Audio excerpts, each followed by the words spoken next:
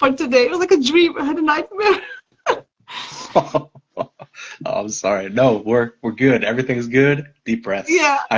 I saw you saying like before every live, I like to take a deep breath. Yes. We're good. We're good. We're good. Instagram had Awesome. mercy on us, right? Yeah, yeah. Well, thank you again for taking your time to do this. I loved our chat on the round table, and I'm so excited about our chat here as well. This is going to be more of a I want to talk about why is astrology so the misconception of astrology, and why can we, Hmm. make people, understand it and use it, because it's such a great tool, right? But Yes. before we start, tell me something about your journey. How did astrology found you? How did she find you? Y- Yes. Yes. So I was raised Catholic for Mhm, quite a, the majority of my life. I think I touched on this a little bit when we mhm, last spoke. And I had questions about XYZ things. mhm, Like why would the contradictions that there were in the biblical theology and all these things, and I would ask about them, and I wouldn't really get. I would be like told, go talk to a priest, and I would talk to a priest, and then the priest didn't give me like they gave me answers, but I just did not. I didn't care for them very much. So I mhm. I just after I moved out of my mom's house, she's the one who raised me Catholic. Love her very much. I just started looking at other things that I knew that I wasn't supposed to, because my mom actually had some older books of she had like some alchemical and books of I'm sorry, some books of alchemical woodcuts and engravings. And I remember as a Mhm. child, I would just look through them, and they were just so fascinating to me. And I was like, there has to be something more to these pictures that just keep popping up in my brain. And I started looking at, I just symbolism in general. And, I kind of dog on Instagram sometimes for being a little, it inundates us with information, but when you know where to look, it really points you in a great direction if you have the initiative get started. And Instagram actually pointed me in the direction of the work of Manly Palmer Hall and his book, The Secret Teachings of All Ages. And if you have not read that book, Oh, it's a okay. beautiful book. Oh my gosh, yes, the full title is an encyclopedic outline of Masonic, Rosicrucian, Kabbalistic symbolism, I believe, is just this whole It's so long. mouthful. Yeah. So I read that book. Wow. I read it, and there was just so much in there that I had known internally that was being confirmed by this really learned, scholarly person who I really came to look up to. And he taught me in his book about all the outcroppings of esoteric and occult symbolism, and when people say occult, I guess that's something we can talk about with misconceptions. They think Yeah. about, like the Satan and the all that stuff, Yeah. but The no, voodoo it's and the, yeah, which exactly, is yeah. Yeah, but it was really about finding, understanding forces that I could not perceive readily with my eyes, but just understanding that they were there and that they were around me, and that there were ways to categorize and talk about them and see their influences in that way. And he had a whole chapter, and like he would mention it elsewhere. He had an entire chapter on astrology and okay. the archetypal understanding of astrology. How in his day, when he wrote the book it was like 1927, even by that time, it had become so literalized, and it had actually just become revived in the mid 1800s. And then by that time, he was talking about, oh, people just take it so, that it's so reductively. He was talking about sun sign astrology in that book, and it Yeah. just being like, It just oh, came in. Yeah. I think it was mhm, just, I think the sun sign astrology just came into newspapers in England, starting, I think, with Princess Margaret or something when she was born or something. Then I think that was the thing. So it was really basic. Anyway, mhm, yeah, and the Gresham. yeah, and really after that, I read that book, and I knew that alchemy and astrology were just and tarot were very, very interesting to me.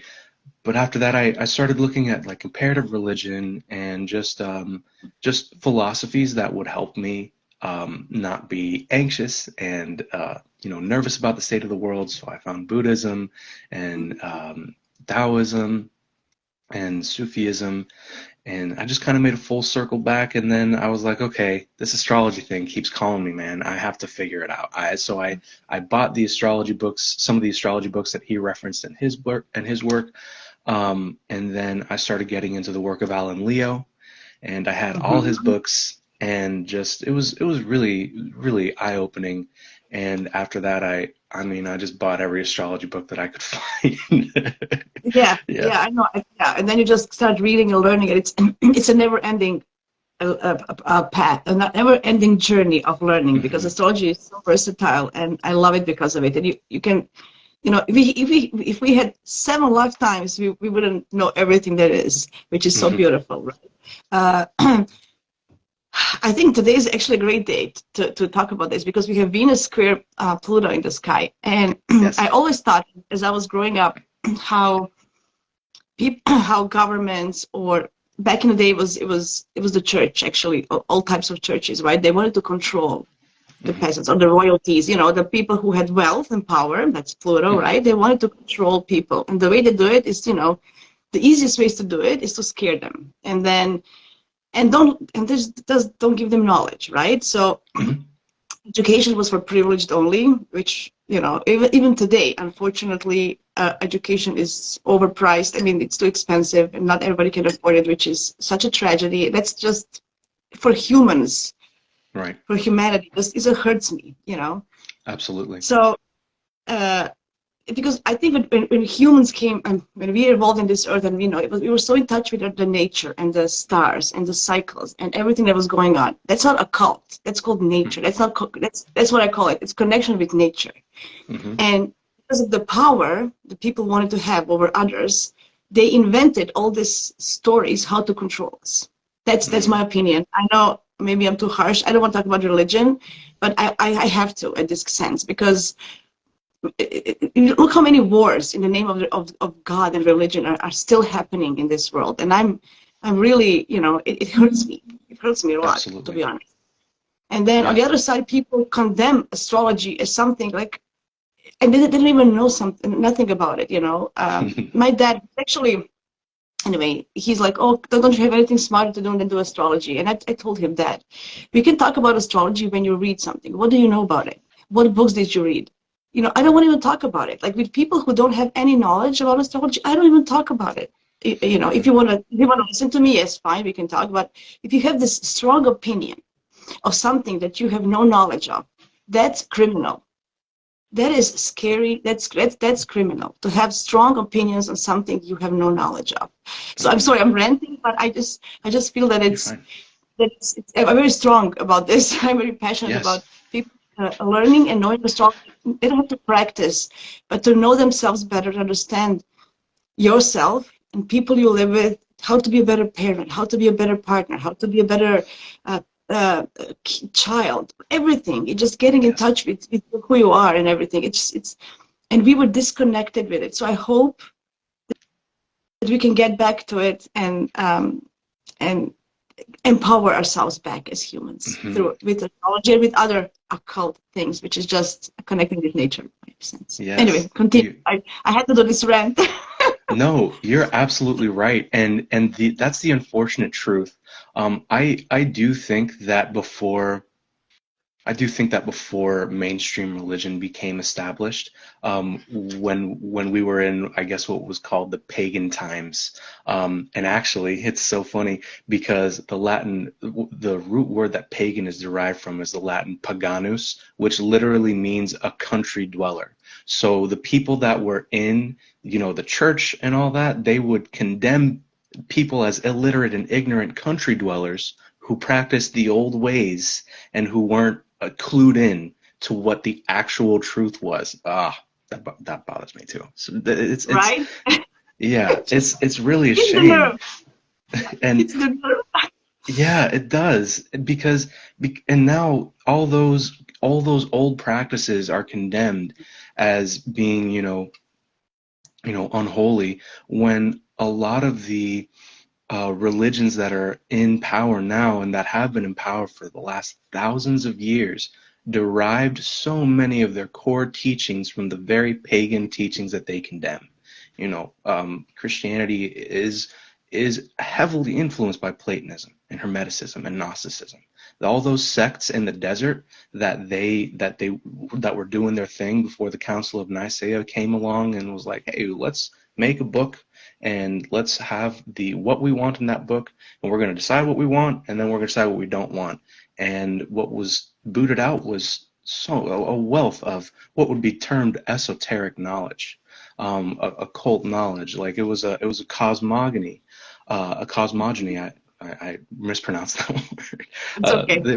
It was a universal. It was an account of the creation of the universe. Genesis isn't the only account of the universal creation.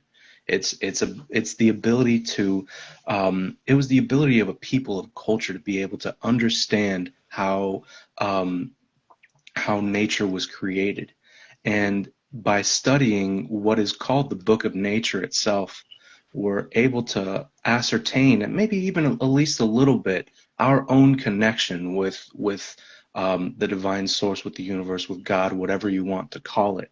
It is the ability of us to be able to see that we too are given life, that we are given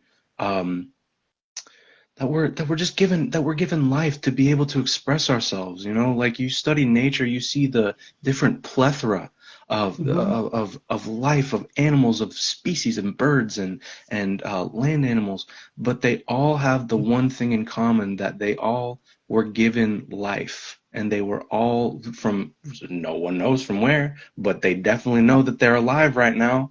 you know it's Yeah, it's it's really a absolutely. shame. Yeah, Yeah, yes.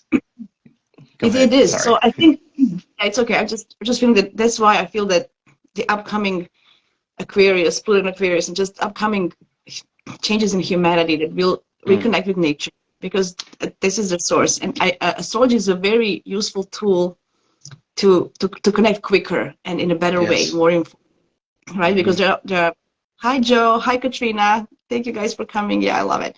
I guess. And so, and I know also I feel that as we as astrologers need to stick together, because we have so many other Hmm. skeptics, people who mystify astrology as something bad, that it doesn't matter if you're a traditionalist or a modernist or uh, yeah, Joe says changes in government structure are coming. Yes, I hopefully, but not just in government, in companies today, like all these big companies are now controlling us as well.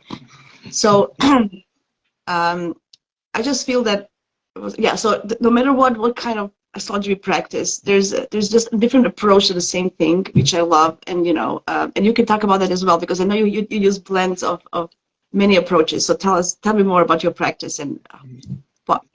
Because usually we practice what we feel called to, what feels more Hmm. natural to us. Doesn't, I like psychology. That's, I always been to the modern. I always like to dig deep, understand the person in a deeper level, what ticks them and why, so I was always drawn to that. But Yes. what drawn you to kind of look at the Hellenistic astrology, and tell me more about that? Yes. So I also absolutely agree with you. I am very deeply interested in psychology and the human condition and why we do things the way we do them and how we act. So like I said, I started with modern, and it was just absolutely fascinating and eye-opening. But in at least the books that I read, I could not find a rationale for the foundation as to why the meanings of the planets were X, Y, Z thing. And for me, the explanation was found in Hellenistic astrology. I took Adam Ellenboss's course.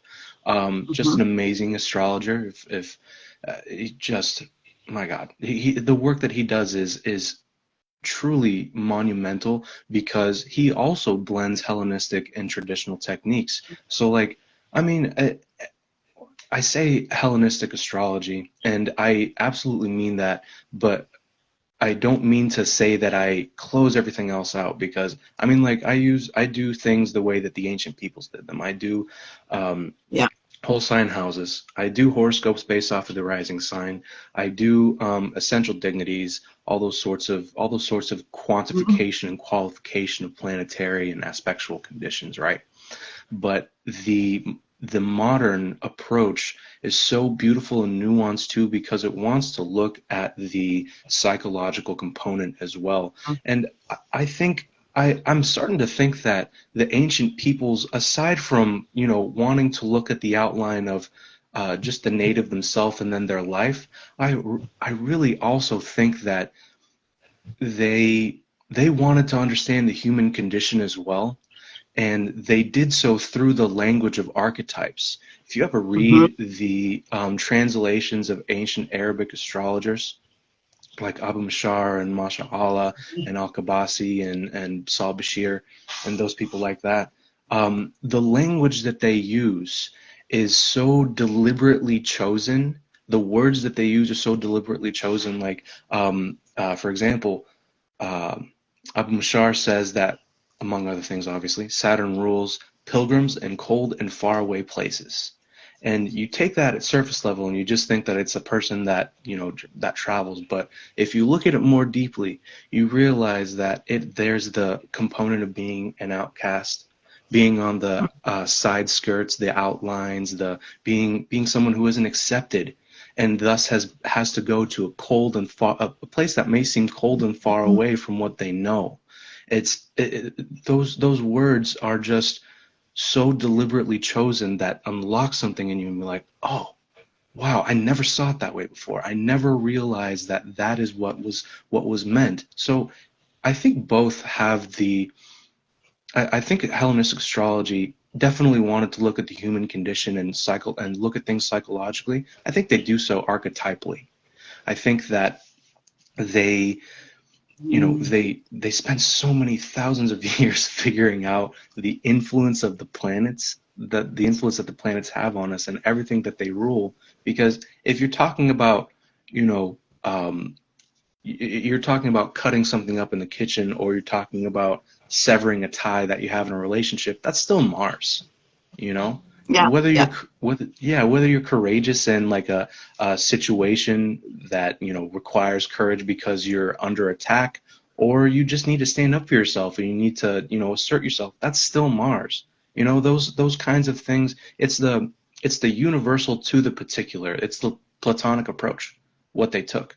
And, Platonism and Gnosticism and Hermeticism and Kabbalah were so deeply interested in what would be called today psychology. The Yeah. first psychologist was, they were born thousands and thousands of years ago. Now we call it psychology now because we we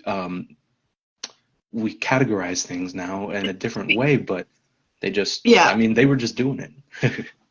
To be honest, psychology 100 years ago was also a cult. Like, talking Hmm. about dreams, meanings of your dreams, and like, what are now Yes. psychology is a normal thing. You have a benefit to go to see a psychologist if you have a Hmm. mental health issues, right?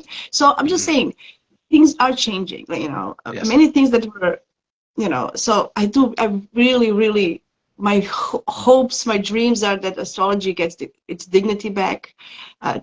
And just if we could really teach astrology in schools from young age, it would be such a, my teacher Steve Judd, he said if astrology was taught in schools in 3 generations there would be no wars. That's what he Hmm. says. So Wow. Wow. Yeah, yeah, so I so hope. absolutely true. Yeah. Go ahead. So yeah, I don't know where we go from here because it's so interesting. I love the amount of knowledge you have, Andrea, a Oh, history of thank you. astrology, which is beautiful. Wow, I'm fascinated. I know that everything. I'm thinking about these people who were watching the skies. There was no technology, right? Forget about telescopes. There was like naked eye and the sky, Hmm. right? And Hmm. putting all these notes for centuries, and then one over the other. I'm just thinking, how beautiful. And then whoever set the fire, the Alexandria library, I don't know. Ugh, I'm just thinking so much knowledge was destroyed. That was maybe also on It's a purpose, tragedy. whatever. Yeah. It's Conspiracy theories. I'm Yeah. kidding. No. It's just it's people who wanted power. Yeah. They near the end of the time of Alexandria. And I mean, Egypt had always, always, always, always been a mecca of knowledge ever since, you know, the times of Vedantic philosophy's prominence. You know, even the Greeks, the Hellenes were like, in Plato's Timaeus, it's said that the grandfather of, my gosh, there's so many the Greek names, I can't remember them, but It's the okay, don't grandfather of worry. someone who was talking, but they told this Greek man who was already advanced in age, he's like, you have not a child among you.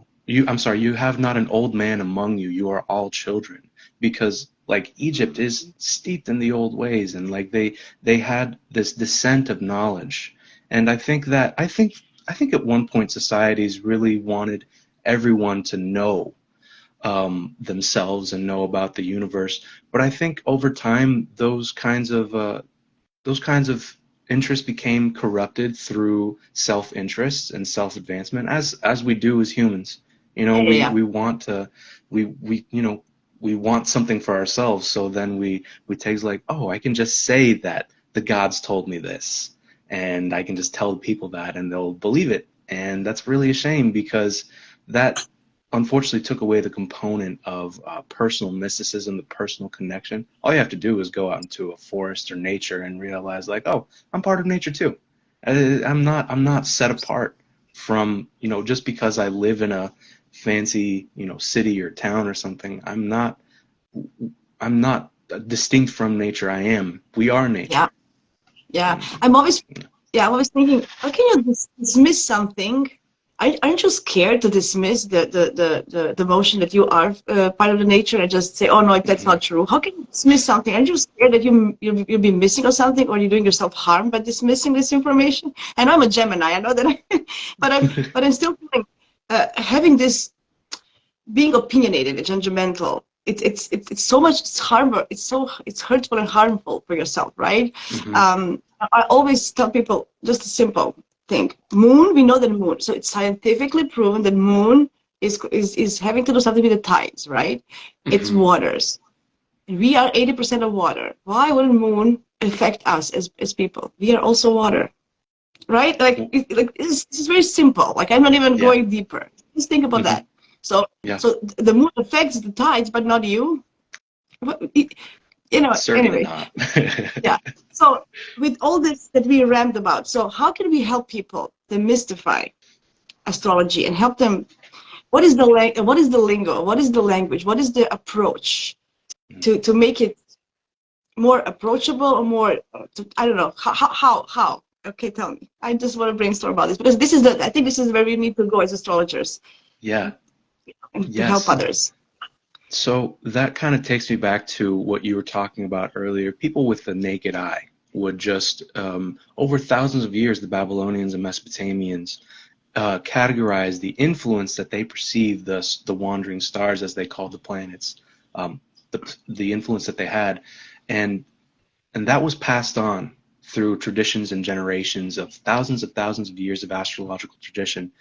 And I think I take the approach, as above, so below. I think that's a Mm-hmm. real thing. I think that there really is, just as we have all these internal workings in ourselves, I think that's reflected in the outer workings of the planets and their revolutions and their movements. And just like they have their own movements, we have our own internal movements too. So that way of connection, to me, it helps me rationalize that, even though there's so many interpolations, that is the inserted opinions of a certain group of or sect of people into religious doctrine. I think that astrology itself really helped me realize that the cosmos is alive and organized by an intelligence. And it's not just random chaos and despair, and like we just get reincarnated again. If you believe in reincarnation, we just get reincarnated to suffer all over again and blah blah blah. Like I think that it is to I think that astrology really helps us realize that we're part of a grand cosmic tapestry. You know, it helps us realize that we too have a place in the world. Like it takes, I think, somewhere around like, this may be wrong, but I know it's in the millions. I think like 1.25 million years for a birth chart to repeat itself, except in the case of twins. And even twins, the minute of the ascendant can be different. All Yeah. the twins that I had examples, they had different ascendants, all of them. Oh, That yeah.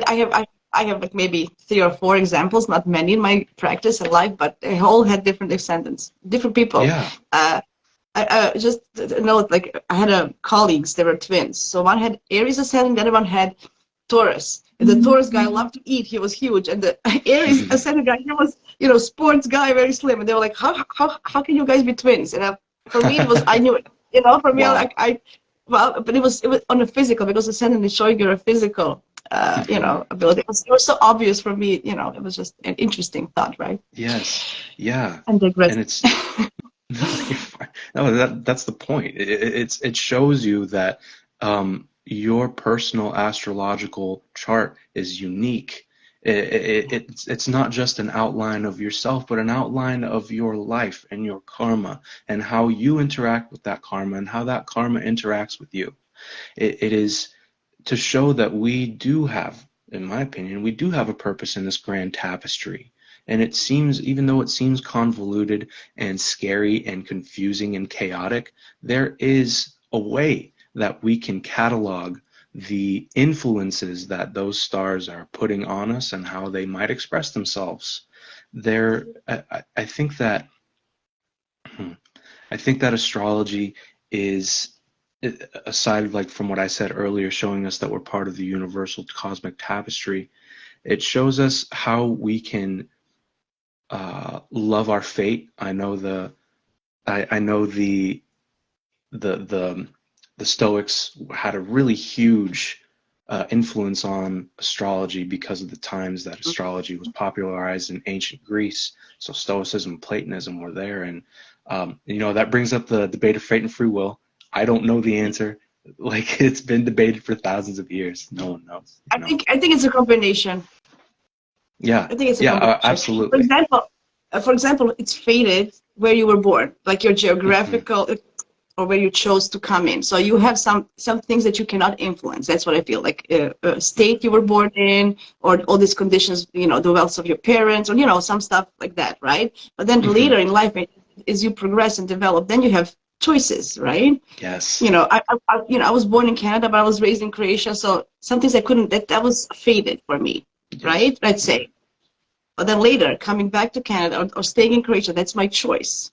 That's how Hmm. I just simplify, right? So that's it. Thanks, Katrina. She says you are very inspirational. Of course you are. Oh, oh, thanks, Katrina. I appreciate both of you. Thank you. Yeah, those things that, because things happen to us that we can't control. I mean, like it's just there there are things that we just have absolutely no control over that happen to us. And you know, uh, back to what you said earlier, I do think it's both. I do think it's both because things are going to happen to us, but it's our choice how we react to them.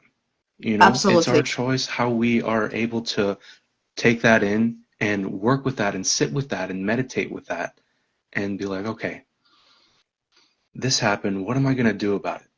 How am I going to react? I have a choice. I can be, extremely afraid. I can think that the world is ending. I can think that, everything, nothing has a purpose. Everything is just meaningless. Or I can be like, okay, I know that this might seem really scary right now. If I continue to try my very best, something good's going to come up, and I think that astrology helps us see like, hey, this thing that's maybe a little bit alarming might happen. So you might want to prepare in some way. How can we, um, how can you help yourself to react to that in the most positive way and the least detrimental way? There's a teaching in Buddhism that it's about the second arrow. The first arrow that we get hit with is the initial suffering, like you lose your job, you break up with your partner, or you have some kind of accident, um, and then the second arrow is the suffering that's attached to that. Uh, and the second arrow is most often shot by us ourselves. the way that we react to those kinds of unfortunate situations, because like that's the first noble truth of Buddhism, that suffering exists. But the last noble truth, the third and fourth noble truths of Buddhism are there is a way, basically I'm paraphrasing, suffering exists, there's a cause of suffering, there is a way to end suffering, here is the way to end suffering. You know, I love those words coming from you. Your Pisces rising, right? As I remember. Yeah. So yeah. I felt it. I felt this is Andrea Pisces rising talking, and I love it. You know, see how we this is the best way also to use astrology, is to be yourselves. Don't be, you know, I have this heart, I wish I had this aspect. No. No. No.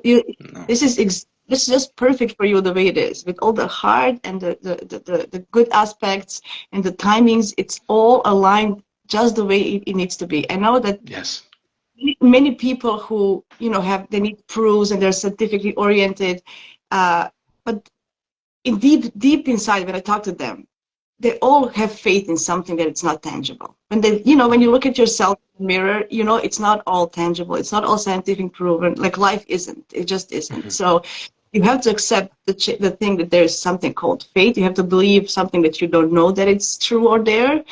Many of our scientific proven things that we are now accepting as, you know, as truths were taboo. Like we were unknown before because we didn't have technology to understand it, or, you know, so as we learned, like Earth was round forever, but people thought it was flat for years. Then, you know, many things, right? I think cancer existed before we called it cancer, or pneumonia, or whatever you know, all the diseases, whatever. I'm just talking. So exactly right. So everything with astrology, I just hope that we evolve to accept it, or maybe we can find new measures to measure it in a scientific way. So, you know, I hope that it can be done in the future. I think it would be a beautiful evolution of humanity if we could measure astrology and put it in more tangible. I don't need it personally, but maybe just for for the, you know. Yes, and I think that's so necessary. Go ahead. Sorry, go ahead. Well, it's okay. Just to demystify it. That's the whole point. Yeah. If we can find some kind of measurement. And I think the demystification there would be, the ability to measure there would be, yes, it's like super helpful, right? For the people that need to have the proof. Or what people could also do is they could open themselves up to an alternate interpretation as opposed to what they need to see, what they feel like they need to see. And they could apply our own way of looking at things. Why not apply the Hermetic axiom, as above, so below, that there are polarities? Why not? You know, and I think based off of what you said in the chat and the roundtable discussion that we had with Katrina and Tom, I think that we need to come together as astrologers, because there's a lot of like infighting for some reason. I realize that with astrology, that like people are like, no, this one is the one that's right. And I was like, I left organized religion and all these things to get away from this sort of dogmatism. It's a shame. Realizing that every single approach has some truth to it, and using your own discernment to find the nuggets of truth in there. You have to. That I love that word. That's one of my favorite words, discernment. It's up to us. We can't just rely on everyone to spoon feed us in some information that we want. If we want to find it, we have to go out and discern and look ourselves. There's no other way. And it's about getting back to your intuition and your gut feeling. I always say, you know, when you're in doubt, just take a pause, deep breath, and just close your eyes, and what is your gut tell you? It never lies. Every time in my life I went against my gut because of my ego or my pride or whatever that happened, I lost. I can 100% witness. I'm a witness of that. So, you know, if I went against this because of, you know, whatever I said, because of this, you know, lower frequencies, which we all have, you know, we go through all these cycles, and I needed to go through that to be here as well. So I accepted that journey. That's also one of the things, you know, astrology helps you with, accepting your journey, accepting that you have lows and ups and lows, and, you know, and isn't that beautiful that you have some kind of guidance, that you feel that you're not alone in that sense? I don't know, and in a more practical way, I don't know, because it's actually, you're it can give you absolutely practical. right. Yeah, and that is practical. that ability to see that, like, oh, even though I didn't necessarily want this, now look where I am.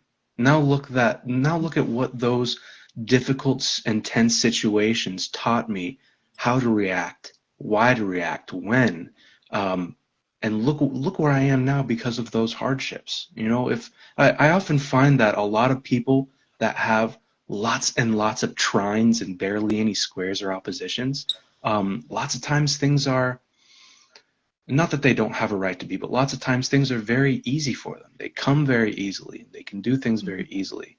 And our trines, I think trines and sextiles and stuff are our gift, but when you don't have the squares and the oppositions to throw in some heat and some friction and some tension and some pressure in there, it seems a little harder for them to actualize and realize that suffering is like an integral part of the melancholy that it creates for us to want something different and do something different.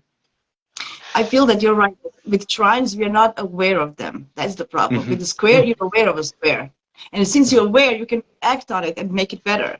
With trines, you're like, for example, I have Sun trine Pluto. People tell me, oh, if I'm not even, I'm just doing it, it's just okay.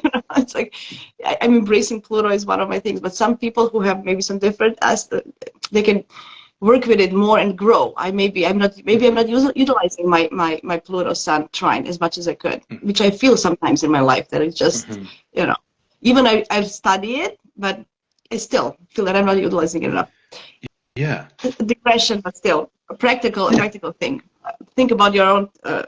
Always go back to your own charts, guys. It doesn't matter how much you practice this and that. Go back to your chart and do you really understand your chart and yourself?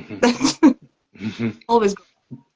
It's a beautiful example to use, to be able to go back to yourself and realize like how you exhibit those kinds of archetypal forces.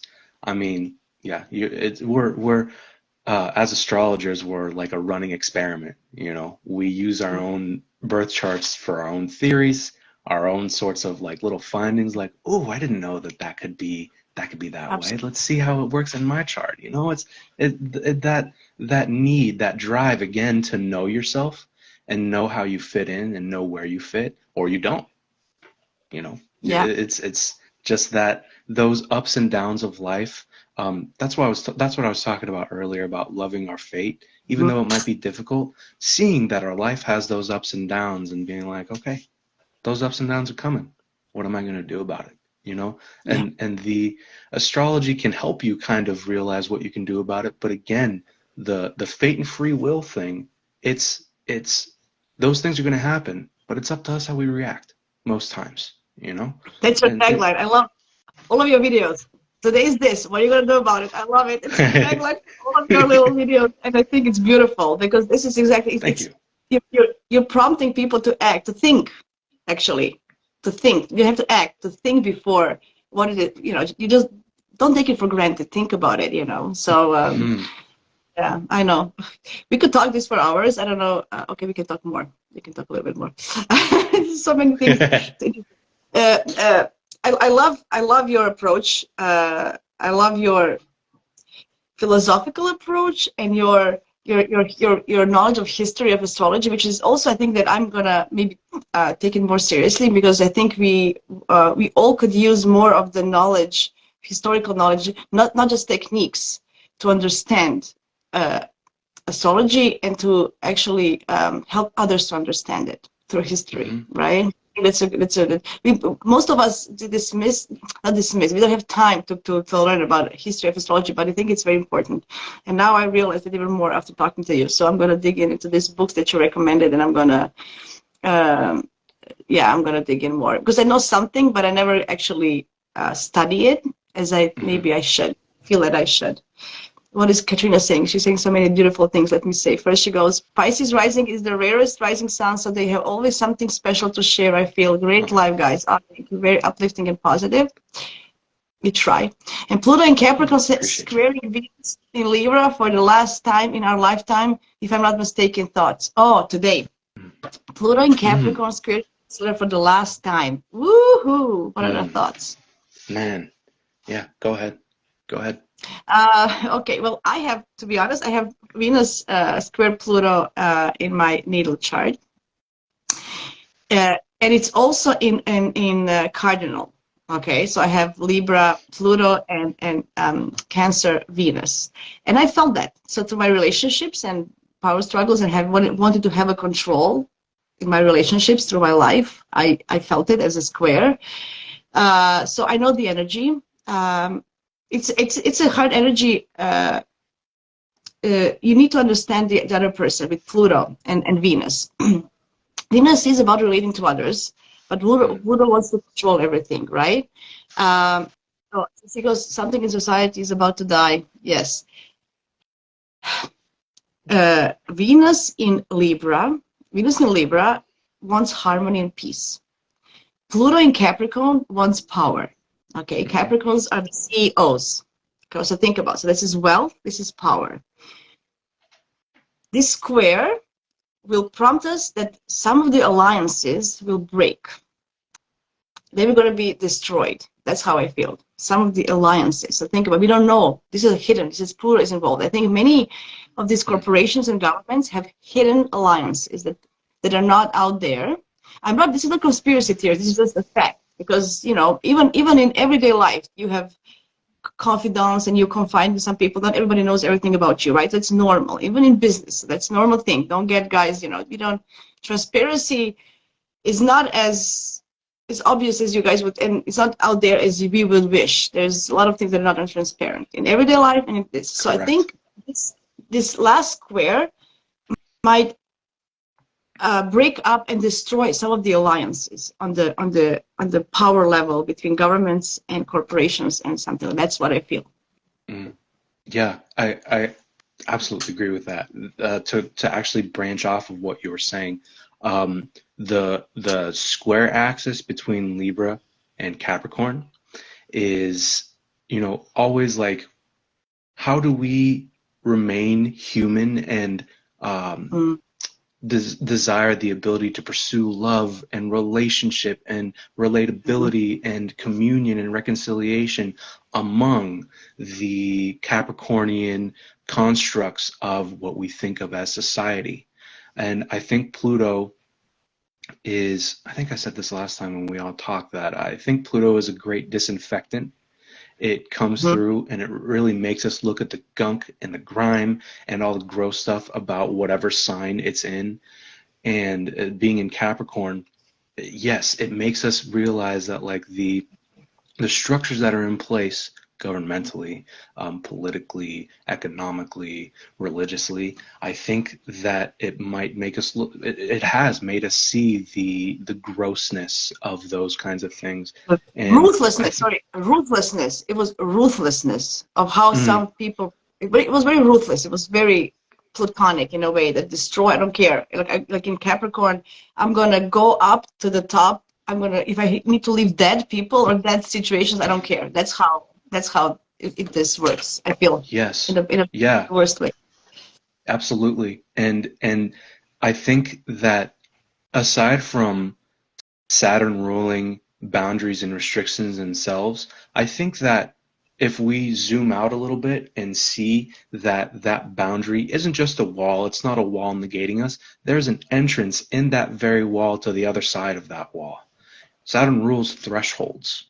It is the ability to, yes, be blocked by something, and then at the same time be invited to transcend that very to step through that very blockade, that boundary. So I think that Venus square Pluto, in the signs that it's in right now, because yes, it will be darn near the last time in our lifetimes where they're square. Wow. I think that that helps us see, like, how are we able to love and pursue beauty? How have we been boxed in our pursuit to do that? And how can we thus, you know, acknowledge that blockage and then, you know, disinfect it and then step through the threshold to find new ways, new transformative ways to love, to see beauty outside of the confines of our, you know, of our structure of society. Like we were talking about earlier, we can step away at any time to realize that we are part of nature. Capricorn is an earth sign. It is nature. I really think that, like, aside from, you know, the mountain goat climbing up to get its salt, to get its salary, did you know that mountain goats and goats in general really love psychedelic mushrooms? Like, they will Oh, really? go out. Yeah, yep.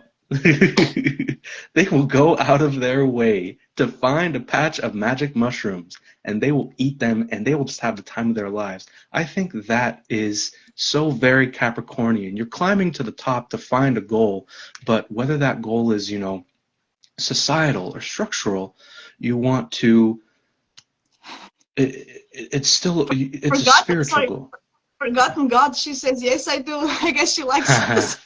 I'm thinking about some of my Capricornian friends now that you got me thinking. Yeah, yeah, Yeah, yeah. I think yeah. Capricorn is like a really great archetypal representation of Capricorn is the god Pan, the nature god, the god of the old ways.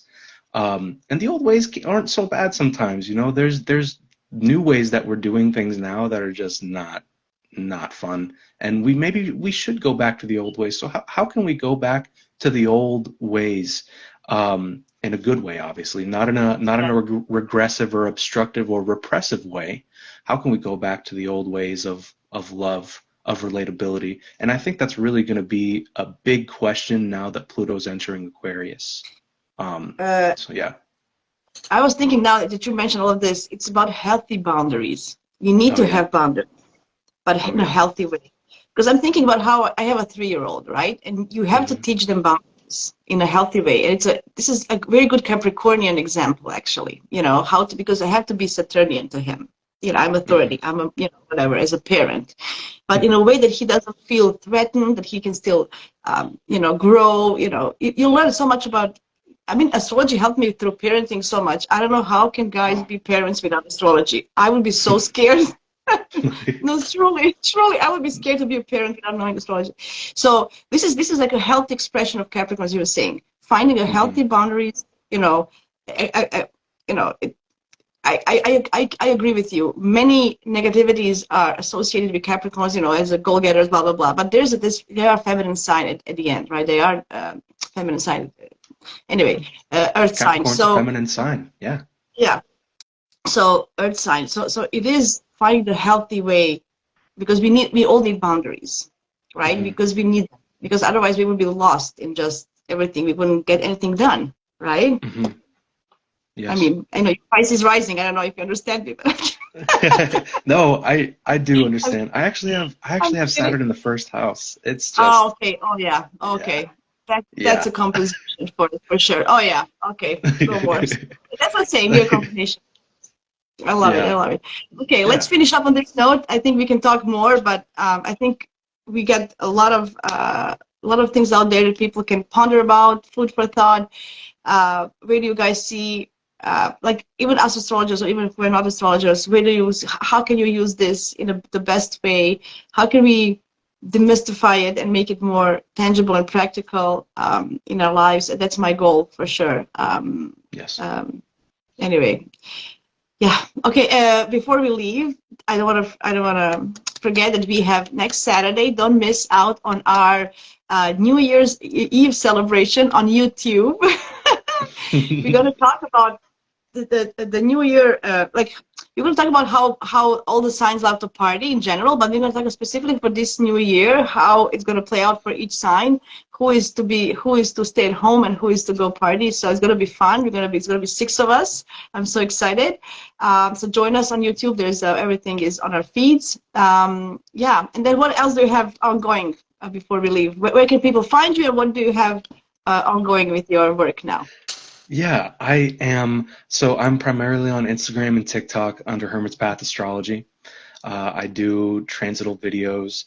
I blend the tarot and astrology together. I'm just working on that. I'm just getting it Awesome. out there, helping people be practical with astrology. Like you said earlier, thank you for saying that. It is my approach, like wanting to present what could possibly happen, and then asking ourselves, what are we going to do about it? You know? Yeah. Yeah, what you gonna do Astrology about is it? I love it. yeah, I love it's a it. meditative practice all the time, all the time. Absolutely. So guys, what are you gonna do about it? I'm going to finish with that. As Andrea says, I love that tagline. I hope you all have a great day today. Don't get into any power struggles. Keep it calm and breathe deeply. And Andrea, thank you very much for this. See you next week on YouTube. Hugs and Yes, ma'am. See kisses. you Bye, next week. everybody. Bye, y'all. Bye.